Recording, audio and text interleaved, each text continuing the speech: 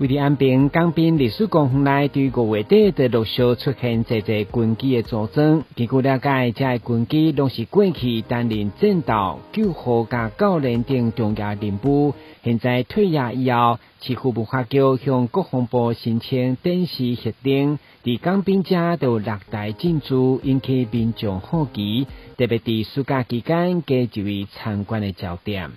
就是我其实蛮喜欢那些，就是飞机。蛮喜欢的。我们教会在那边，然后有时候就会经过，然后就会经过的时候就会去看一下。其实因为是在海边嘛，然后大家只会想到船，可是把军机摆到海边的话，其实我觉得这个冲突性是蛮高的，所以我觉得其实是很好的一个点子耶。因此，为了推动全民国防教育，嘛对军事文化资产保存尽一份心力，包括战斗机、教练机、甲搜救直升机等等，都是对高雄、公山、花莲、甲嘉义等基地送来。其中每天嘛特别高调见证，邀请民众做回来参观。那也希望说市民朋友们来这边，除了可以跟带孩子来，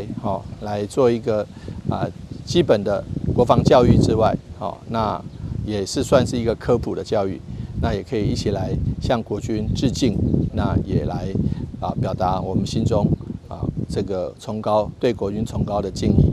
文化局将军事文化资产放伫安平港滨历史公园，特别伫台南400节区，不止符合安平港作为台南甲国际交流有重要海上门户的历史意义。当然嘛，希望借此互民众认识台南的历史文化，提升安平观光的效益。整个安平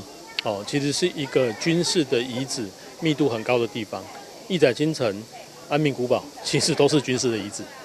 所以我们觉得有没有可能从一个军事的文化资产的一个长时间的角度，从400年到现在，能够贯穿出一个主题这个是这6架的军机在那边最主要的原因，就是我们去讲求全民国防的时刻了我觉得其实能够提醒这个国防之于国家的重要性。我想大概是从这些综合的考虑来